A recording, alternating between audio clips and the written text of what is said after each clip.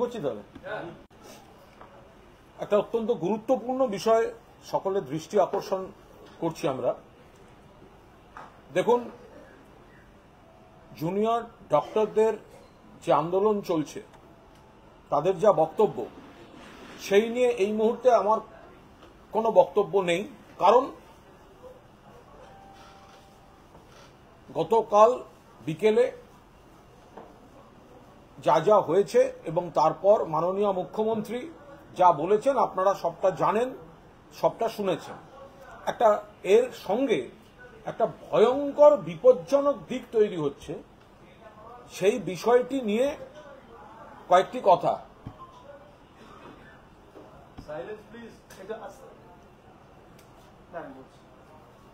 সেই বিষয়টা নিয়ে কয়েকটি কথা। একটা ভয়ঙ্কর চক্রান্তের অভিযোগ আসছে, বলা ভালো একটা ভয়ঙ্কর চক্রান্ত ফাঁস হচ্ছে। সেটি হচ্ছে, গতকাল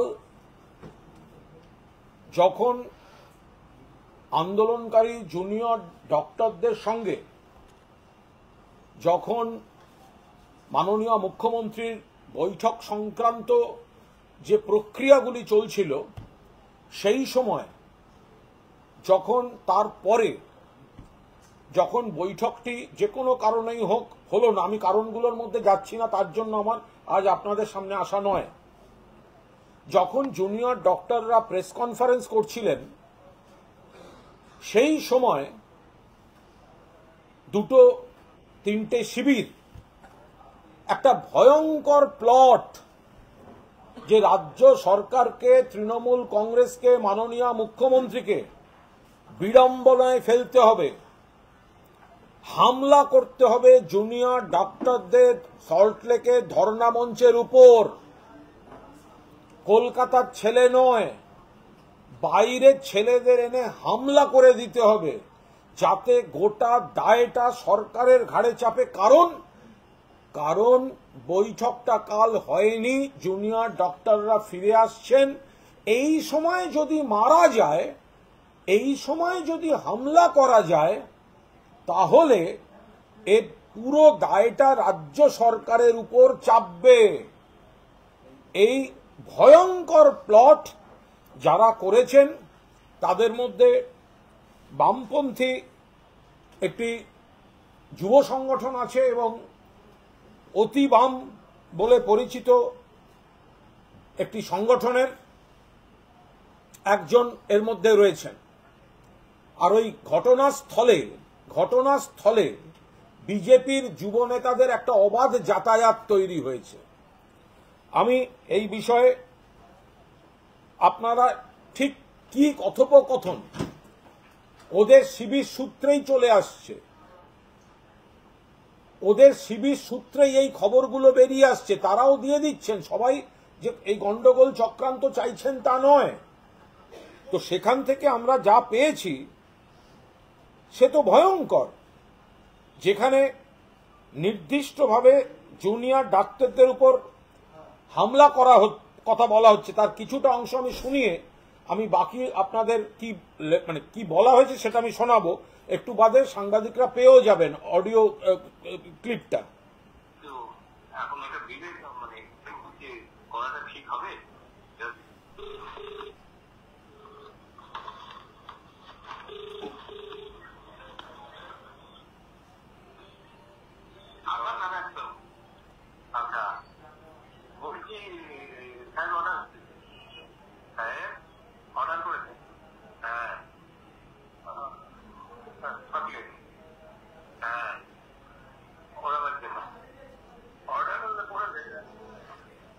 ভালো করে শুনুন, সাহেব অর্ডার দিয়েছে উড়িয়ে দেওয়ার জন্য।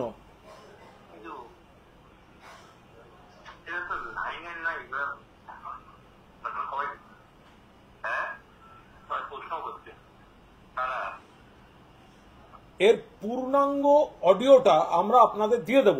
যে বিষয়টা বলেছে আমি সেই বিষয়গুলো আপনাদের জানিয়ে দিচ্ছি। একজন বলছেন সাহেব অর্ডার করেছে ওড়ানোর জন্য, আরেকজন বলছেন অর্ডার হলে করে দে। ওপাশ থেকে সবাই প্রশ্ন করছে, যারা পার্টনাররা আছে। অন্যজন বলছেন যখন বলেছে কিছু একটা ভেবেই তো বলেছে। এবার প্রথমজন, আমি এত বছর এই কাজ করেছি, কোনোদিন ভয় ডর লাগেনি, কিন্তু এখন এটাতে বিবেকে লাগছে, করাটা কি ঠিক হবে? ওরা তো লোকের জীবন বাঁচায়। অর্থাৎ একজন বলছে যে আমি এত বছর এই কাজ করেছি, কোনোদিন ভয় ডর লাগেনি, কিন্তু এখন এটাতে বিবেকে লাগছে, করাটা কি ঠিক হবে? ওরা তো লোকের জীবন বাঁচায়। দ্বিতীয়জন বলছে, তোকে তো ফাইট টু ফিনিশ করতে বলেনি, তোকে তো ফাইট টু ফিনিশ করতে বলেনি।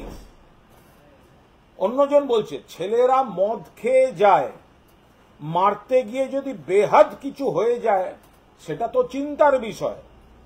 অন্যজন বলছে, সেটা ওকে বল, আমার এরকম মনে হচ্ছে, কি করব।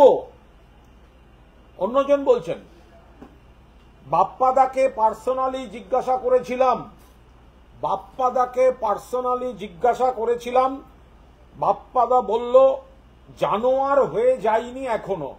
অর্থাৎ বাপ্পাদা নামক ব্যক্তি যেই হোক, সে বলছে এখনো জানোয়ার হয়ে যায়নি, অর্থাৎ এই প্লটটার মধ্যে থাকতে চাইল না। অথচ একটা নির্দেশ আসছে হামলা করো। আরেকজন বলল ওই মতো করেই কর। আরেকজন দাদু বলছে, কেউ একটা নাম আছে যাকে ওরা দাদু বলে ডাকে, দাদু বলছে নবান্নতে মিটিং হয়নি, ওরা তো ফেরত চলে আসবে সল্ট লেকে, ভাববে শাসকরা মাঠটা মেরেছে। ওপাশে একটা এরপরে কি বলল, কথাটা কিছু বুঝলে? বললো হ্যাঁ বুঝেছি। প্রথমজন বলছেন, বলেছে পুরো দোষটা দিয়ে আরো অশান্তিটা পাকানো যাবে, কিন্তু কলকাতার কাউকে নয়, বাইরের লোক। ঠিক আছে, দেখছি, ওরা তো ওখান থেকে প্রেস কনফারেন্স করছে, আমরা দেখছি কন্টিনিউ। কি করব? মাথা ফাটানোটা কি ঠিক হবে? উত্তর আসছে, দেখ, খানিকটা যদি কিছু করা যায়, খানিকটা হলেও কি ব্যাপারটা থাকবে যে ওরাই এটা করালো। অন্যজন বলছে দেখছি। কাল কোনো কারণে এরা এই ছক অনুযায়ী করতে পারেনি, কিন্তু যাদের মাথায় এই ছক আছে যে জুনিয়র ডাক্তারদের আন্দোলনের উপর হামলা করবে এবং মমতা বন্দ্যোপাধ্যায়, মাননীয় মুখ্যমন্ত্রী, রাজ্য সরকার, তৃণমূল কংগ্রেসের ওপর দায় চাপিয়ে আরো অশান্তি করবে, এ তো চরম সাবধানতা দরকার। টাইমিংটা বোঝা যাচ্ছে, টাইমিংটা আপনারা সবাই অডিওটা পেয়ে যাবেন, টাইমিংটা বোঝা যাচ্ছে। বলছে ঠিক আছে, দেখছি, ওরা তো এখন প্রেস কনফারেন্স করছে, আমরা টিভি দেখছি কন্টিনিউ। অর্থাৎ নবান্নে বৈঠক হয়নি, প্রেসে জুনিয়র ডাক্তারদের প্রতিনিধিরা কিছু বলছেন, সেই সময়েই এই কথোপকথনটা হয়েছে, যেটা আমরা ওদের সূত্র থেকেই পাচ্ছি। এটা একটা ভয়ঙ্কর চক্রান্ত। আমরা বারবার বলছি, জুনিয়র ডাক্তারদের যে মূল বিষয়, মূল যে তাদের সহযোদ্ধা সহকর্মী ধর্ষণ এবং খুন, ন্যায় বিচারের দাবিতে আমরাও আছি, কিন্তু এই আন্দোলনটাকে যেদিকে নিয়ে যাওয়া হচ্ছে, যারা প্রভাব বিস্তার করছে এবং কিছু জুনিয়র ডাক্তারকে সামনে রেখে যারা অন্য খেলা খেলার কথা ভাবছে, এমন কি জুনিয়র ডাক্তারদের বলি দেওয়ার কথা ভাবছে। আজকে যদি রাত্রেবেলা হামলা হয়, আজকে কোনো সময় যদি হামলা হয়, তো সবাই ভাববে কালকে বৈঠক সাকসেসফুল হয়নি বলে শাসক দল বা তৃণমূল কংগ্রেস এসবে থাকছে। এটা তো আগে ছড়িয়ে পড়বে চারপাশে, একটা তো পাবলিক পারসেপশন তৈরি করিয়ে দেওয়া হবে। আমরা পুলিশ প্রশাসনকে অনুরোধ করব, জুনিয়র ডক্টরদের তাদের আন্দোলন এবং আন্দোলনের সঙ্গে সরকারের কি কথোপকথন, তার মধ্যে আমি এই সময়টায় যাচ্ছি না, সেটা অন্য পার্ট। মুখ্যমন্ত্রী বলেছেন, তারা দেখছেন, কিন্তু এই যে ষড়যন্ত্র, এখানে ওই এলাকায় কোনো বহিরাগত যেন না ঢুকতে পারে। ইতিমধ্যেই দেখছি একের পর এক বহিরাগত বিভিন্ন দলের লোকেরা বিজেপির কে গিয়ে বসে থাকছে, বিজেপির আরএসএস এর লোকজন, বিজেপির যুবর জেলা সভাপতি সদল বলে ওই ভিড়ের মধ্যে ঢুকে থাকছেন, নকশালপন্থী নেতা সেখানে গিয়ে বসে আছেন, যে সমস্ত বিভিন্ন পরিচয়, রাজনৈতিক পরিচয়ের লোকজন নানা স্বার্থে এবং যারা উগ্রভাবে স্ট্যাম্পড তৃণমূল বিরোধী অন্য রাজনৈতিক দল করেন, কেউ সিপিএম করেন, কেউ করেন, তারা জুনিয়র ডাক্তারদের বন্ধু সেজে নানা রকম প্ররোচনা দিচ্ছেন যাতে এগুলো চলতে থাকে। ফলে এর মধ্যে যে ভয়ঙ্কর বিষয়টা আমাদের সামনে চলে এসেছে যে জুনিয়র ডক্টরদের ওপর কাল রাত থেকেই একটা হামলার চক্রান্ত চলছে যাতে পরিস্থিতিটা আরো জটিল করে দেয়া যায়, যাতে মাননীয় মুখ্যমন্ত্রী, পশ্চিমবঙ্গ সরকার এবং তৃণমূল কংগ্রেসের উপর দায় চাপিয়ে দিয়ে শকুনের রাজনীতি করা যায়। বলছে কলকাতার ছেলে আনবেন না, বাইরে থেকে ছেলে আনো। একজন বলছে এসব কাজ অনেক করেছি, এবার একটু বিবেকে লাগছে, ওরা তো আমাদের জীবন বাঁচায়, ওদের মারবো। একজন বলছে মাথা ফাটানো অবধি যেতে পারে, ফাইট টু ফিনিশ নয়। একজন বলছেন মদ খেয়ে মারবে, কি করে বসবে কি বুঝবো। যে এত বড় একটা ভয়ঙ্কর প্লট, আমরা এটা সকলকে সতর্ক থাকার, সচেতন থাকার অনুরোধ জানাচ্ছি। এবং জুনিয়র ডক্টররা যারা আমাদেরই ঘরের ছেলে মেয়ে, তাদেরকে মুখ্যমন্ত্রী যেমন হাত জোড় করে কাজে ফেরার অনুরোধ করেছেন, আমি তার নতুন করে পুনরাবৃত্তি করব না। আমি শুধু তাদের এটা বলবো যে এই প্লটগুলো তাদের ঘিরে তৈরি হচ্ছে, তাদের সামনে কিছু মুখোশ ঘুরছে, মুখোশ যারা আপনাদের উত্তেজিত করছে, বিপথে চালাচ্ছে, মুখোশ ঘুরছে। আর সেই মুখোশের আড়াল থেকে ফোনে ফোনে কথা হচ্ছে ওদের মারলে আমাদের রাজনৈতিক লাভ, কারণ তৃণমূল ভিলেন হবে। ফলে দয়া করে আপনারা এই গোটা পরিস্থিতিটা অনুধাবন করুন। পুলিশ নিশ্চয়ই এর যথাযথ তদন্ত শুরু করে দিয়েছে এবং আমাদের অনুরোধ থাকবে এই গোটা জায়গাটায় কোনো বহিরাগত কোনোভাবে যেন ওখানে না ঢুকতে পারে। খাবারের সঙ্গে কে কি দেবে তার দায় কে নেবে? ওখানে এক একটা রাজনৈতিক দলের কেউ কেউ গিয়ে নানা রকম সব জিনিস দিচ্ছেন, কে সেগুলো পরীক্ষা নিরীক্ষা করবে? যা হবে তখন সরকারের দায়। ফেসবুক আছে, টুইটার আছে, যা হবে আগে সরকারের দায়। ফলে চূড়ান্ত সতর্কতার ব্যবস্থা হোক, বহিরাগতদের হাত থেকে, বহিরাগতদের দিয়ে, বহিরাগতদের প্রবেশ গোটা এলাকাটায় বন্ধ করে দেওয়া হোক। কারণ জুনিয়র ডক্টরদের উপর আক্রমণ করে তৃণমূল কংগ্রেসকে কিভাবে, এই সরকারকে আরো অস্বস্তিতে ফেলা যায়, মেলাইন করা যায়, কুৎসা করা যায়, তার একটা ভয়ঙ্কর চক্রান্ত এখানে বামেদের একটি সংগঠন আর অতি বামের একটি সংগঠন, তাদের মধ্যে কথা চলছে, তাদের মধ্যে থেকেই বেরিয়ে আসছে। কখনো জুনিয়র ডাক্তারদের একাংশকে দেখা যাচ্ছে বিজেপি অফিসের মধ্যে বসে আছেন, কখনো বিজেপির লোকদের দেখা যাচ্ছে তাদের ওখানে গিয়ে খাবার দাবার ইত্যাদি বিলি করছেন। আর খারাপ কিছু হলে সেগুলো সমস্ত দায় গিয়ে পড়বে মুখ্যমন্ত্রী, জবাব দাও, দাবি এক, দফা এক। আর এসব হবে না। কপাল ভালো, ঈশ্বরের আশীর্বাদ যে গতকাল যখন এই ঘটনায় কথোপকথন হামলার হয়েছে, তারপরেই কিছু ঘটনা এরা ঘটাতে পারেনি। তার মানে এই শক্তিটা ওত পেতে বসে আছে, একটা সুযোগ খুঁজছে, সাপদের মতো বসে আছে, কালনাগিনীর মতো বসে আছে। এরা সুযোগ খুঁজছে। জুনিয়র ডাক্তাররা ভাবছেন আমাদের বন্ধু, কিন্তু জুনিয়র ডাক্তাররা আহত হলে, জুনিয়র ডাক্তারদের মাথা ফাটলে, জুনিয়র ডাক্তারের উপর আক্রমণ হলে, সেই ছবিটা দেখিয়ে তৃণমূল বিরোধী রাজনীতি করার জন্য এরা জুনিয়র ডাক্তারদের রক্ত দেখতে চাইছে। ফলে দয়া করে আপনারা এই বিষয়ে সতর্ক থাকুন এবং ওই এলাকায় বহিরাগত প্রবেশ এবং বহিরাগতদের হাত দিয়ে কোন রকম জিনিসপত্র আমরা অনুরোধ করব পুলিশ প্রশাসন বন্ধ করে দিন। অডিওটা আমি নিশ্চিতভাবে আরেকবার শোনাবো। আমি চেষ্টা করছি আপনাদের যাতে আপনাদের কাছেও পৌঁছে যায়। আমি আমি আমি এটা আমার টুইটার এবং ফেসবুকে পোস্ট করে দিলাম। যদি ওখান থেকে সব অফিসগুলি নিয়ে নিতে পারে ভালো, আমি আরেকবার শুনিয়ে দিচ্ছি।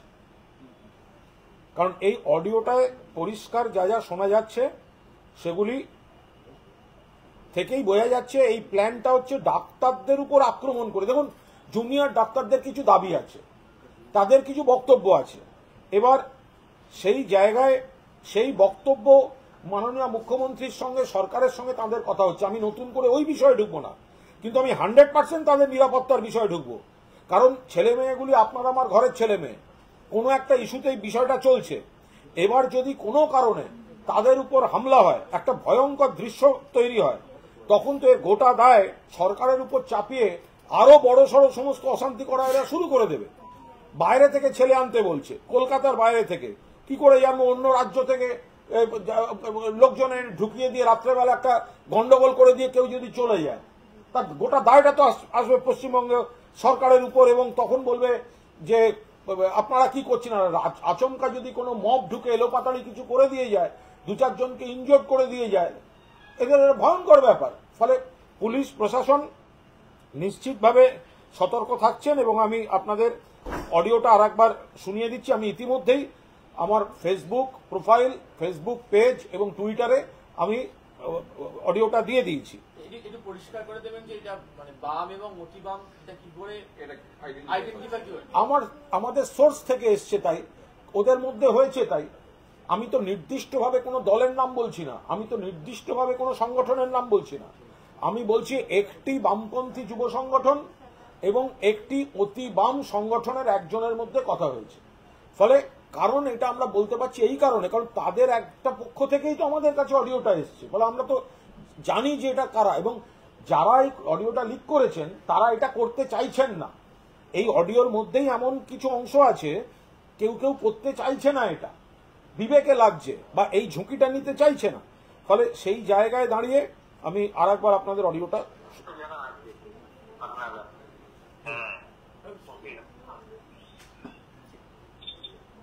যখন বলেছে বিষয়টা ভেবেই তো বলেছে, অঙ্ক দিয়ে মিথ্যে না হ্যাঁ হ্যাঁ হ্যাঁ। হ্যালো হ্যালো, কথা কেটে যাচ্ছে তো।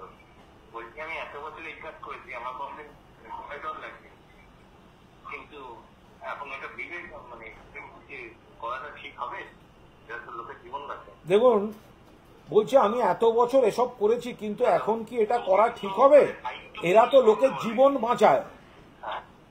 ফলে এই অডিওটা এখান থেকে ধরে শোনাতে অসুবিধা হচ্ছে বা আপনাদের কাছে স্পষ্ট শোনা যাচ্ছে না। আমি সেই কারণে অডিওটা দিয়ে দিয়েছি। যদি আপনাদের মনে হয় সেই জায়গা থেকে, সেক্ষেত্রে আপনাদের স্পষ্টভাবে জিনিসটা শোনা যাবে। কারণ এটা একটা ভয়ঙ্কর খেলা, ভয়ঙ্কর অভিযোগ। ওই জায়গাটাকে টার্গেট করা হচ্ছে। কেউ হয়তো তার সহযোদ্ধার প্রতি ন্যায় বিচার চেয়ে মন থেকে বসে আছেন, কেউ হয়তো তার সঙ্গে একটু রাজনীতি মিশিয়ে ভাবছেন, কিন্তু তার মানে এই নয় যে তাদের উপর হামলা চালিয়ে তাদের রক্তাক্ত করে তৃণমূল বিরোধী রাজনীতি করার ছবি তৈরি করা হবে। আমরা এটার পুরোদস্তুর নিরাপত্তা দাবি করছি। অন্য প্রশ্নে যাচ্ছে, সেটা যে আজকে সিবিআই কে কড়া ভাষায় ভর্ৎসনা করেছেন বিচারপতি উজ্জ্বল ভূঁইয়া। আরো একটা বিষয় রয়েছে, আর একটা বিষয় রয়েছে, যারা বলছেন নন পলিটিক্যাল। একটা ভিডিও দিয়েছি, আরো ভিডিও আসছে। বিজেপি অফিসের মধ্যে কারা বসে আছেন? এরা কি জুনিয়র ডক্টর? যে ভিডিওটা ছেড়েছি, যে ভিডিওটা এক্স হ্যান্ডেলে দিয়েছি, এটা কি বিজেপির পার্টি অফিস? আর যারা বসে আছেন তারা কি আন্দোলনরত জুনিয়র ডাক্তারদের একটা অংশ? যদি এটা ভুল হয় তাহলে স্পষ্টভাবে বলে দেওয়া হোক এটা ভুল। আর যদি এটা ঠিক হয় তাহলে কেন, কোন কারণে বিজেপি অফিসের মধ্যে জুনিয়র ডাক্তারদের একাংশ ভেতরে বসে কোন বুদ্ধি নিতে গেছিলেন? কিসের কারণে ছিলেন? যদি ভুল হয় বলে দিন ভুল, সোশ্যাল মিডিয়ায় ঘুরছে ভুল। আর যদি ঠিক হয় তাহলে বলতে হবে কেন গেছিলেন। বিজেপি নেতা আপনারা বলছেন নন পলিটিক্যাল, সিপিএম এর লোকেরা ওখানে বসে থাকছে। বিজেপির উত্তর কলকাতার যুব সভাপতি দল বল নিয়ে সেখানে গিয়ে নানা রকম রসদ বিলি করছে। ওই বিজেপির পামেলা ম্যাডাম দল বল নিয়ে গিয়ে রসদ বিলি করছেন। আরেকজন কি নাম বিজেপির মহিলা নেত্রী, তিনিও দেখলাম হাত পাকা দিয়ে হাওয়া টাওয়া করছেন ইত্যাদি। তাহলে একটা একটা যদি নন পলিটিক্যাল, ওপাশে সিপিএম পন্থী যারা তারা ঢুকছেন, যারা নকশালপন্থী আন্দোলনের সঙ্গে তারা ঢুকছেন, যারা প্রাইভেট হাসপাতালে চিকিৎসা করছে পুরো দস্তুর, সেই ডাক্তারবাবুরা এখানে এসে উৎসাহ দিচ্ছেন কাজ বন্ধ রাখো সরকারি হাসপাতালে। এটা কোনো কথা হলো? যে নন পলিটিক্যাল আপনারা ক্লিয়ার করে বলুন, নন পলিটিক্যাল বলতে আপনারা কি বোঝান? যে ওই জায়গাটা তৃণমূল বিরোধীদের একটা মঞ্চস্থল? নন পলিটিক্যাল মানে কি তৃণমূল বিরোধীদের মঞ্চস্থল? তাহলে আমরা দুঃখের সঙ্গে বলতে বাধ্য হচ্ছি যে এই লোকগুলোর মধ্যে কেউ কেউ আপনাদের বলি দিয়ে তৃণমূল বিরোধী রাজনীতি করতে চাইছে, সেটা আমরা চাই না। মাননীয় মুখ্যমন্ত্রী বারবার অপেক্ষা করেছেন, বসেছেন, যা যা বলার মাননীয় মুখ্যমন্ত্রী স্পষ্ট করে গতকাল বলেছেন। আপনাদের যদি কারুর বিরুদ্ধে কোনো অভিযোগ থাকে, কোনো পদাধিকারীর বিরুদ্ধে অভিযোগ থাকে, যান সিবিআইকে গিয়ে বলুন। তদন্তটা আজকে সিবিআই করছে। আপনাদের সহযোদ্ধার যে ভয়ঙ্কর ধর্ষণ এবং খুন, 24 ঘন্টার মধ্যে কলকাতা পুলিশ একজনকে অ্যারেস্ট করেছে। দ্বিতীয় কোনো অ্যারেস্ট, দ্বিতীয় কোনো আপডেট এখনো নেই। আপনাদের যদি কোনো সরকারি পদাধিকারীর বিরুদ্ধে কোনো অভিযোগ থাকে, কোনো তথ্য প্রমাণ থাকে, আপনারা সিবিআইকে গিয়ে বলুন। আপনারা স্টেটমেন্ট করে আপনাদের বয়ান রেকর্ড করিয়ে দিয়ে আসুন যে এই সরকারি পদাধিকারীর বিরুদ্ধে এই অভিযোগ, এই সরকারি পদাধিকারীর বিরুদ্ধে এই অভিযোগ। তো সেটা তো সিজিওতে, সিবিআইতে মামলা তদন্ত করছে সিবিআই, মামলা চলছে সুপ্রিম কোর্টে।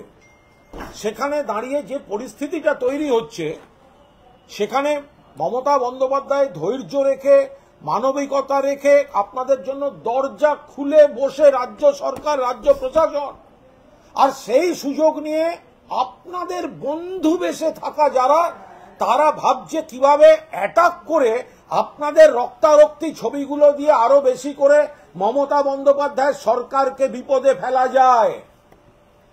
ফলে দয়া করে আপনারা এই বিষয়টা গুরুত্বের সঙ্গে বিবেচনা করুন এবং আপনারাও, পুলিশ প্রশাসন যেমন নিশ্চয়ই করবে, আপনারাও সহযোগিতা করুন।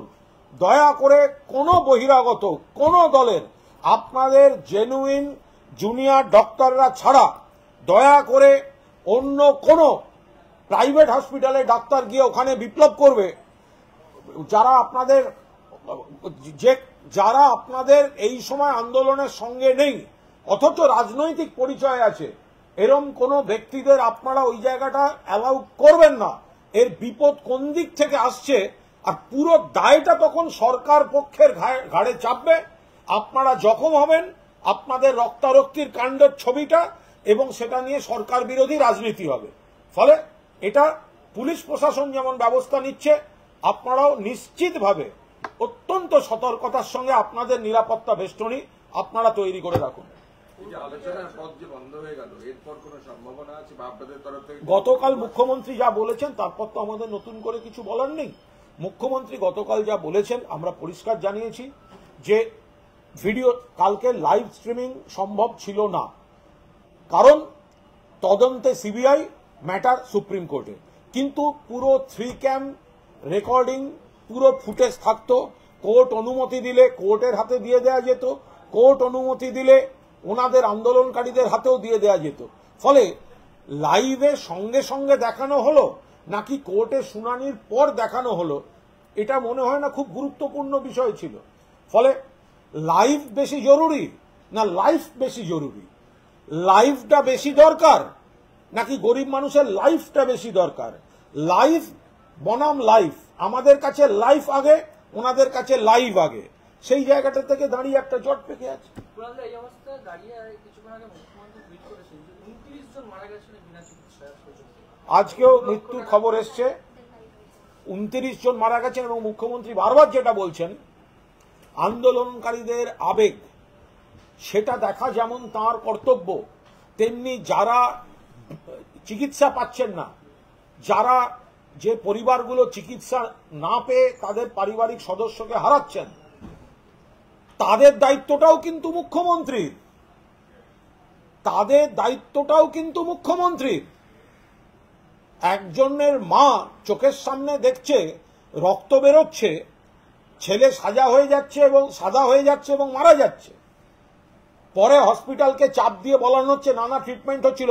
আপনি যদি একজনের মায়ের কথাটা আপনার কাছে ধ্রুব সত্য হয়, তাহলে আর একজনের মায়ের কথাটা আপনারা বিশ্বাস করবেন না কেন? আপনারা কি সিলেক্টিভ প্যারেন্টসের উপর চলছেন নাকি? সিলেক্টিভ প্যারেন্টস দিয়ে ন্যারেটিভ তৈরি হবে নাকি? যদি ওই মায়ের বুক ফাটা কান্না যা যা অভিযোগ আছে শুনতে হয়, তাহলে এই মায়ের বুক ফাটা কান্না যাকে চোখের সামনে ছেলেকে মারা যেতে দিচ্ছে শুনতে হবে। আমরা আবার বলছি, নির্যাতিতা তিলোত্তমা বলুন, অভয়া বলুন, যে মারা গেছে, ধর্ষিতা হয়েছে, 24 ঘন্টার মধ্যে অ্যারেস্টটা কিন্তু কলকাতা পুলিশই করেছে। তারপরে 3-4 দিনের মধ্যে সিবিআইয়ের হাতে চলে গেল। এবার সিবিআইয়ের হাতে চলে যাওয়ার পর এখন তো সিবিআই এর হাতে গোটা জিনিসটা। আপনাদের যা যা বক্তব্য, যা যা অভিযোগ আপনারা সিবিআই কে বলুন, কিন্তু তার জন্য কাজ বন্ধ রাখলে গরিব মানুষ, সরকারি হাসপাতালে যারা যায় তারা গরিব মানুষ, প্রাইভেট হসপিটাল খোলা, প্রাইভেট চেম্বারগুলো খোলা, শুধু সরকারি হসপিটালগুলো ডিস্টার্ব করে রাখা হয়েছে। ছবি দিচ্ছেন কেউ কেউ, আজকে ওখানে ভিড় রোগীদের, আরে ভিড়টা দেখাচ্ছেন, কতক্ষণ দাঁড়িয়ে থাকতে হচ্ছে, হয়রান হতে হচ্ছে, এবং তারপরে অর্ধেকের চিকিৎসা হচ্ছে না, আবার একটা ডেট হচ্ছে, সেটা দেখুন। যখন এই পরিস্থিতি চলছে, তার মধ্যে আবার এই জুনিয়র ডাক্তারদের উপর আক্রমণ করে এই সব করার একটা তাল করছে আরো কয়েকজন।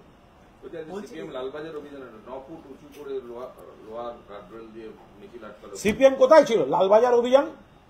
সিপিএম একটা নির্লজ্জ বেহায়া পার্টি। ওই লালবাজারে সিপিএম যেখানে দাঁড়িয়েছিল, কে কে ছিল? সিপিএম এর কোন কোন নেতা ছিল? বিমান বসু, মোহাম্মদ সেলিম। যে জায়গাটা দাঁড়িয়েছিলেন, ডান দিকে এভাবে তাকালে রশিদের বাড়ি রশিদ খান, বাঁদিকে তাকালে রশিদের বাড়ি রশিদ খান। যে জায়গাটা সিপিএম এর নেতারা দাঁড়িয়েছিলেন লালবাজারে, ওখানে আরডিএক্স বোঝাই বাড়ি বিস্ফোরণ, রশিদ খান সাট্টাডন 100-র উপর হতাহত হয়েছিল এই সিপিএম এর জন্য। সামনে লালবাজার, সিপি রেজিগনেশন করেননি, সামনে মহাকরণ, জ্যোতি বসু পদত্যাগ করেননি। কোন লজ্জায় বিমান বসুর আজকে ওইখানে গিয়েছেন? কোন দাবিতে গিয়েছেন? যেদিন ওই লালবাজারে যে জায়গাটায় বিমানবাবু দাঁড়িয়েছিলেন, বিমানবাবু আজকে আপনি যেখানে দাঁড়িয়েছিলেন, আপনার ছায়াটাও রশিদ খানের বাড়ির উপর পড়েছে। মোহাম্মদ সেলিম, আপনি যেখানে দাঁড়িয়েছিলেন, আপনার ছায়াটাও রশিদ খানের বাড়ির উপর পড়েছে। কমরেডরা, আপনারা যেখানে দাঁড়িয়েছিলেন, সেখান থেকেই আমাদের একটা সময় সারি সারি মৃতদেহ, রক্তাক্ত ছিন্ন বিচ্ছিন্ন হাত, ধর একদিকে, মুন্ডু একদিকে বের করা হয়েছিল। আপনাদের 6 জন নেতা নেত্রীকে আপনারা রশিদ খানের সঙ্গে সংযোগের জন্য আপনারা সাসপেন্ড করেছিলেন, কিন্তু পুলিশকে একজনকেও অ্যারেস্ট করতে দেননি। আপনাদের হাত দিয়ে সিপি নগরপালের সাসপেনশন, রেজিগনেশন কোনোটাই হয়নি। সিপিএম সুযোগ সন্ধানী শকুনের রাজনীতি নাটক করতে গেছে। ওই জায়গায় দাঁড়িয়ে সিপিএম বিমান বসুদের উচিত ছিল আগে মাথা নিচু করে দাঁড়িয়ে রশিদ কেলেঙ্কারির জন্য ক্ষমা প্রার্থনা করা, আর ওই স্পটে রশিদ খানের বাড়িতে যতগুলো লোক বিস্ফোরণে মারা গেছে তাদের জন্য নীরবতা পালন করা উচিত ছিল বিমান বসুদের। সঞ্জয় রায়ের নার্কো টেস্টের আবেদন বাতিল হয়েছে, আইনের ব্যাপার কোনো কথা বলবো না। বলছি, কাজরাপাড়ায় যেখানে প্রতিবাদ কর্মীরা আক্রান্ত হয়েছিলেন, আজকে সেখানে শুভেন্দু অধিকারী মিছিল করছেন, এবং যে সমস্ত এলাকায় আক্রান্ত হচ্ছেন সেখানে মিছিল করছেন। পোস্ট নিয়ে বলছে যে পোস্ট করলেই তৃণমূলের লোকজন গিয়ে ঝাঁটা নিয়ে বসে পড়ছে। উনি বিরোধী দলনেতা, উনি কোথাও গেলে করতেও পারেন। তবে আমার মনে হয় উনি যেহেতু নির্বাচন প্রচারের আগে এই রাজ্য ও রাজ্যেও যাচ্ছিলেন, তো আজ ত্রিপুরায় ক্লাস 9-এর একটি ছাত্রীকে ধর্ষণ করা হয়েছে, গণধর্ষণ হয়েছে, এবং বিজেপির বিরুদ্ধে অভিযোগ। তো শুভেন্দু এত বড় নেতা, তাহলে ত্রিপুরা সেই স্পটেও যাক, বিজেপির বিরুদ্ধে যেখানে যেখানে অভিযোগ আসছে সেই সব জায়গায় তো শুভেন্দু একবার করে যাক। যেখানে ন্যায় বিচার হয়েছে, কোথায় ছিল শুভেন্দু যখন উন্নাও, হাথরাস, প্রয়াগরাজ? কোথায় ছিল যখন কদিন আগে উত্তরপ্রদেশের জোড়া দেহ? কোথায় ছিল বদলাপুরের সময়? কোথায় ছিল যখন সাক্ষী মালিকদের উপর ব্রিজভূষণ, শুভেন্দুদের এমপি, যখন শ্লীলতাহানির অভিযোগ এসেছিল, আজকে রাস্তায় নাটক হচ্ছে, একজন অ্যারেস্ট হয়েছে আরজিকর কাণ্ডে, সেটা ধর্ষণ খুনের মামলায় অ্যারেস্টটা করেছে কলকাতা পুলিশ। শুভেন্দু যাক না, সিবিআই অফিসে যাক না, কেন এখনো বাকি অ্যারেস্ট হচ্ছে না? শুভেন্দু ঘাটে একটা এক্সটেন্ডেড ট্যুরে করেছে যে সরকারি অ্যাম্বুলেন্সে কুকুরকে নিয়ে যাওয়া হচ্ছে চিকিৎসার জন্য। তৃণমূল নেতার হ্যাঁ, তারা দুজনেই, সেটা হচ্ছে ডায়মন্ড হারবার লোকসভা কেন্দ্রের মধ্যে। বলতে পারবো না, কারণ দেখুন এই কুকুর ব্যাপারটা খুব একটা জটিল বিষয়। কুকুর ব্যাপারটা নানা রকম রূপ আছে। আপনি যদি মহাভারত দেখেন তাহলে দেখবেন এই কুকুর যখন পাণ্ডবরা যখন যাচ্ছেন শেষ পথে, অমৃত লোকের পথে, তখন শেষ পর্যন্ত কিন্তু যুধিষ্ঠিরের সঙ্গে কুকুরই ছিল, এবং কুকুরের চেহারা উনি কিন্তু অ্যাকচুয়ালি তিনি সত্যের প্রতীক, অর্থাৎ ফলে কুকুরের নানা রূপ আছে। তো এখন যারা কুকুর ভালোবাসে, যারা কুকুর পরিচর্যা করে, কোন এলাকায় সেই কুকুর এলাকা পাহারা দেয় কিনা, হঠাৎ কোনো কুকুর অসুস্থ হয়েছে, কোনোভাবে তাকে নিয়ে গেছে এবং দেখলে মনে হচ্ছে অ্যাম্বুলেন্সে নিয়ে গেছে, তাহলে সেটা বিতর্কিত বা খারাপ। কিন্তু সেই সময় কোনো রোগীকে বঞ্চিত করা হয়েছিল কিনা, বা সেই এলাকাটার বা সেই কুকুরটার, মানে এগুলো না দেখে হঠাৎ ইয়ে করা উচিত। আজকে অরবিন্দ কেজরিওয়ালকে জামিন দেওয়া হচ্ছে, সেখানে সিবিআই কে তিরস্কার করছে সুপ্রিম কোর্ট, বলছে আপনাদের সম্পর্কে আমার ধারণা তৈরি হয়েছে যে আপনারা খাঁচায় বন্দী তোতা পাখি, এই ধারণা থেকে আপনাদের মুক্ত হতে হবে। সিবিআই সম্পর্কে সুপ্রিম কোর্ট যদি বলেন যে আমাদের ধারণা আপনারা খাঁচায় বন্দী তোতা পাখি, এবং সিবিআইকেই প্রমাণ করতে হবে যে তারা তোতা নয়, তো এর থেকে বড় বিশ্লেষণ এবং মূল্যায়ন সর্বোচ্চ আদালত যা করেছে, তো এগুলো তো তৃণমূল কংগ্রেস, সর্বভারতীয় তৃণমূল কংগ্রেস যে মূল্যায়নের কথা জানিয়েছে তার সঙ্গে হুবহু মিলছে। ফলে সিবিআইকেই প্রমাণ করতে হবে তারা নিরপেক্ষ কি নিরপেক্ষ নয়। মানে মূলত একের পর এক বাকিপুর, শঙ্কর আড্ড, বিশ্বজিৎ দাস, মানিক ভট্টের অরবিন্দ কেজরিওয়ালের জামিন, এটা প্রতিহিংসাপরায়ণ গ্রেফতার ছিল, প্রতিহিংসাপরায়ণ গ্রেফতার ছিল। আইনি প্রসেসে যদি অ্যারেস্ট একটা পদ্ধতি হয়, তাহলে জামিনও একটা পদ্ধতি। বলছি বাকিপুর, শঙ্কর আড্ড, বিশ্বজিৎ দাস, মানিক পরপর সুকনম সবাই একের পর জামিন পাচ্ছে, যেগুলো চার্জশিটে বলেছিল, তাহলে কি সেগুলো প্রমাণ করতে ব্যর্থ হচ্ছে? বলতে পারবো না। জামিন পাচ্ছে তার মানে তো জামিনের আবেদন যারা করছেন আদালতের কাছে দুপক্ষের শুনানির পর, অর্থাৎ তাদের শুনানির পর এবং সিবিআই বা ইডির শুনানির পর, তাদের জামিনের আবেদনকে মান্যতা দেওয়ার যুক্তিগুলোই আদালতের কাছে প্রতিষ্ঠিত হয়েছে, তাই জামিন দিয়েছেন। আরজিকর কাণ্ডে ওই সন্দীপের শালিকার বাড়ি থেকে উত্তর পরীক্ষার উত্তরপত্র, অন্যান্য নথিপত্র উদ্ধার করেছে। বলতে পারবো না, এটা সন্দীপ বাবু আর ওনার শালি বলতে পারবেন। আর বলছি এই যে গতকাল যে বইটা ভর্তি গেছে, তাতে অরূপ চক্রবর্তী সহ বিভিন্ন মুখপাত্ররা বিভিন্ন পোস্ট করছেন, এবং এখন মধ্যে পোস্ট নিয়ে বিতর্ক চলে যাচ্ছে। বাংলা বলছে সিপিএম এর বিধায়কদের নিয়ে অরূপ চক্রবর্তী যে পোস্ট করেছে, এইটা কি বললেন যে একের পর এক পোস্ট তারা মূল বিষয়টা হচ্ছে যে মমতা বন্দ্যোপাধ্যায় ধৈর্য ধরে অভিভাবকের মতো জুনিয়র ডক্টরদের জন্য বসেছিলেন, এবং তারা একের পর এক যে দাবি দিয়েছেন সবকটা মেনেছেন। ওনাদের দাবি ছিল যে 30 জনকে নিয়ে যাব, সরকার বলেছিল 15 জন, শেষ পর্যন্ত 32-34 জনকে অ্যালাউ করেছেন, যাতে জুনিয়র ডাক্তারদের কথা বলতে অসুবিধা না হয়। সেজন্য নগরপাল এবং স্বাস্থ্য সচিবকে মুখ্যমন্ত্রী বৈঠকে রাখেননি, কারণ তাদের বিরুদ্ধে এরা কিছু বক্তব্য রাখার অবকাশ ছিল বা কিছু কথা বলেছিল। তো ওদের যখন এতখানি সহযোগিতা করছেন, তাহলে একটা অযৌক্তিক দাবি লাইভ স্ট্রিমিং যেখানে রেকর্ডিং হবে, সেটা সুপ্রিম কোর্টকে জানিয়ে ওদের হাতেও দিয়ে দেওয়া যেতে পারে, কোর্টকেও দিয়ে দেওয়া যেতে পারে। রেকর্ডিং যেখানে পুরো থাকছে সেটাকে দিয়ে, আমি আবার বলছি, লাইভ না লাইফ, LIV নাকি LIFE, ফলে এই লাইভ আর লাইফ, মুখ্যমন্ত্রী লাইফে গুরুত্ব দিয়েছেন মানুষের জীবন বাঁচানোয়, আর জুনিয়র ডাক্তাররা লাইভে ছবি দেখানোতে গুরুত্ব দিয়েছেন। তো ফলে সেই জায়গাটা আটকে গেছে, এবং মুখ্যমন্ত্রী যে বসেছিলেন অপেক্ষা করেছেন। দেখুন দুটো ছবি ঘুরছে, তুলনামূলক ছবি। 1983 জুনিয়র ডাক্তারদের আন্দোলন, মুখ্যমন্ত্রী জ্যোতি বসু পুলিশকে নির্দেশ দিলেন পিটিয়ে তুলে দাও, ডাক্তারদের ওপর বেধড়ক লাঠি চলল, ধর্ণা উঠে গেল। আর পাশাপাশি এই ছবিটা ডাক্তারবাবুদের যথেষ্ট দাবি মেনে নিয়ে মুখ্যমন্ত্রী চেয়ার সাজিয়ে বসে আছেন যে আসুন আমরা কথা বলে মেটাবো। তো এই দুটো ছবি তো তফাৎ করে দেয় যে কোন সরকারটা জনমুখী, দরদি, অভিভাবকের মতো। তাহলে আপনি একটা চিকিৎসকদের পাশে থাকার কথা বলছেন, বাড়তে দিচ্ছেন, অন্যদিকে কল্যাণ বন্দ্যোপাধ্যায় তিনি মিছিল করছেন, বলছে খুনি চিকিৎসকদের শাস্তি চাই। এই যে খুনি চিকিৎসক, এইটা নিয়েও তো একটা বিড়ম্বনা করতে হবে, কেন খুনি চিকিৎসক বলছেন কল্যাণী মিছিল থেকে? অ্যাকচুয়ালি যেহেতু বিনা চিকিৎসায় মৃত্যু হচ্ছে এবং যে মৃত ছেলেটি তার মা যেভাবে কাঁদছেন বা আত্মীয়রা, যে চোখের সামনে দেখছি চিকিৎসা হচ্ছে না, বাকিরা ধর্নায় বসে আছেন এবং আমার ছেলেটা রক্তপাত হতে হতে মারা যাচ্ছে, সেই আবেগ থেকে কিছু কথা উঠে আসে।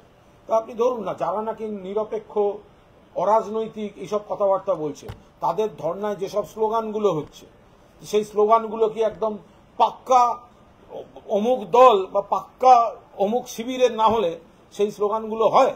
ফলে এই ধরনের শব্দ বিচার করতে হলে ওই ধরনের স্লোগানকেও বিচার করতে হবে। শেষ প্রশ্ন, সেটা হচ্ছে মুখ্যমন্ত্রীর বিরুদ্ধে সোশ্যাল মিডিয়ায় পোস্ট, মাথাভাঙায় বাড়ির সামনে চড়াও রয়েছেন তৃণমূলের মহিলা কর্মীরা ঝাঁটা নিয়ে। বলতে পারবো না। মুখ্যমন্ত্রীকে কেউ যদি কুৎসা, ব্যক্তিগত আক্রমণ করে থাকেন তাহলে তো সেটা উচিত নয়। এরকম বিভিন্নভাবে মুখ্যমন্ত্রীকে অপমান করা, আপত্তিজনক কথা বলা, নানা রকম আজকের যুগে ছবি, গ্রাফিক্স, এআই এসব চলছে, ফলে এগুলো তো আমরা করব না, মানে এগুলো মানুষের খারাপ লাগছে। তবে আমরা বলবো যে কেউ অসংযত আচরণ করবেন না, এটা গণতান্ত্রিক রাজ্য। তবে গণতন্ত্রের নামে যা ইচ্ছা করবেন আমাদের নেত্রীকে, সেটাও তো হতে পারে না। প্ররোচনা দেবেন না, আর আমরা আমাদের কর্মীদের বলবো প্ররোচনায় পা দেবেন। আর এইমাত্র চিকিৎসকরা জানিয়েছে যে ৭,৫০০ জুনিয়র চিকিৎসক যদি স্বাস্থ্য ব্যবস্থা ভেঙে যায়, তাহলে রাজ্যের স্বাস্থ্য ব্যবস্থার পরিস্থিতি কি সবাই দেখুন, কি অবস্থা হবে? ওনাদের কণ্ঠে ক্রমশ বিরোধীদের কথা প্রতিফলিত হচ্ছে, প্রতিধ্বনিত হচ্ছে। ফলে এগুলো আমরা এক্ষুনি উত্তর দিতে চাই না। আমরা প্রত্যেকটা যা যা ওনাদের যুক্তি আসছে, প্রত্যেকটার উত্তর আমাদের কাছে আছে। আমরা সেই উত্তর এই মুহূর্তে দিতে চাই না, কিন্তু আমাদের সৌজন্যকে দয়া করে কেউ দুর্বলতা ভাববেন না। আমরা কোনো উত্তর দিতে চাইছি না, কোনো তর্কাতর্কি চাইছি না, কোনো চাইছি না। আজকে যারা রাষ্ট্রপতি মহোদয়কে চিঠি দিয়েছেন, তার মানে তো তারা সুপ্রিম কোর্টের ওপরেও ভরসা রাখলেন না। যারা রাষ্ট্রপতিকে চিঠি দিলেন তারা তো সুপ্রিম কোর্টের উপর, সুপ্রিম কোর্ট তো শুনছে, দেশের সর্বোচ্চ আদালত শুনছে, সামনে আবার একটা শুনানি। তার আগে যদি রাষ্ট্রপতি প্রধান মহাসচিবকে কোনো চিঠি দিয়েছেন কিনা সে তার কপি আমি এখনো পাইনি, তার মানে সুপ্রিম কোর্টের উপর আস্থা নেই এনাদের। সুপ্রিম কোর্ট বলছে আগামীকাল 5টার মধ্যে ফেরো, আপনারা ফিরলেন না। রাজ্য সরকারও কোনো ব্যবস্থা নেয়নি, মমতা বন্দ্যোপাধ্যায় কোনো ব্যবস্থা নেননি। আপনারা এখন যদি চিঠি লেখেন রাষ্ট্রপতিকে, রাষ্ট্রপতি এখনো মণিপুর ঠান্ডা করার সময় পেলেন না। রাষ্ট্রপতি এখনো মণিপুর জ্বলছে সেইটা ঠান্ডা করার সময় পেলেন না, তাকে আপনারা চিঠি লিখে ব্যস্ত করছেন। ফলে সেই জায়গায় রাষ্ট্রপতিকে দেখতে গেলে ব্রিজভূষণ থেকে শুরু করতে হবে, বদলাপুর থেকে শুরু করতে হবে, উত্তরপ্রদেশ থেকে, উত্তরাখণ্ড থেকে। আপনি বিহারে জানেন কি হয়েছে? বিহারে আজকের খবর, বিহারে একজন চিকিৎসক তার সহযোগীদের নিয়ে একজন নার্সকে ধর্ষণ করতে গেছিলেন। সেই নার্স সেই চিকিৎসকের পুরুষাঙ্গ ব্লেড দিয়ে কেটে নিয়েছে। এবার বলুন, সেই পুরুষ তার পরিবার এবার রাষ্ট্রপতিকে বলুক কেন কেটেছে। এইগুলো তো কোনো কাজের কথা হতে পারে না। বলছি, আপনার সাংবাদিক বৈঠকের পরিপ্রেক্ষিতে চিকিৎসকরা জানালেন, মানে ওখানে যারা বসে, যে আমাদের খাবার অত্যন্ত নিরাপত্তার মধ্যে দিয়ে আসছে এবং ঠিকঠাক জায়গা দিয়ে আসছেন। কুণালবাবুর জায়গায় বসে থাকুন, ওনাকে আমাদের নিরাপত্তায় চিন্তিত করতে হবে না। না, এ কথা বললে তো হবে না। আমরা বাংলার সুস্থ নাগরিক, তো ফলে ওখানে কিছু হলে তখন তো আঙুলটা উঠবে তো সরকারের দিকে। আপনারা যদি তাই হবেন, কেন আমরা চুপ করে? আপনি এই লজিকটা যদি আসে, তদন্ত কে করছে? যিনি আমাকে এই বিবৃতি দিচ্ছেন আমি তাকে জিজ্ঞাসা করছি, তদন্ত কে করছে? সিবিআই। তা আপনারা যে পদাধিকারীদের বিরুদ্ধে ব্যবস্থা চাইছেন, তাহলে সিবিআইতে না গিয়ে নবান্নে গেলেন কেন? তার মানে আপনাদের উদ্দেশ্যই হচ্ছে ঘুরিয়ে ইস্যুটা নবান্নর দিকে ঠেলা। আপনাদের যদি নগরপালের বিরুদ্ধে অভিযোগ থাকে, আপনাদের যদি স্বাস্থ্য সচিবের বিরুদ্ধে অভিযোগ থাকে, আপনাদের যদি একাধিক রাজ্য সরকারি অফিসার কারোর বিরুদ্ধে অভিযোগ থাকে, তদন্তটা কে করছে?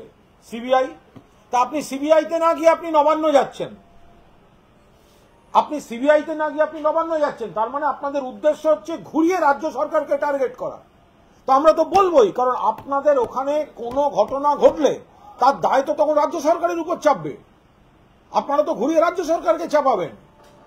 ফলে আপনাদের জন্য আমরা এখন এই মুহূর্ত থেকে এতটাই চিন্তিত, আপনাদের বাড়ির লোক এখন অত চিন্তিত নয়, কারণ এর ঝামেলাটা আমাদের সামলাতে হবে।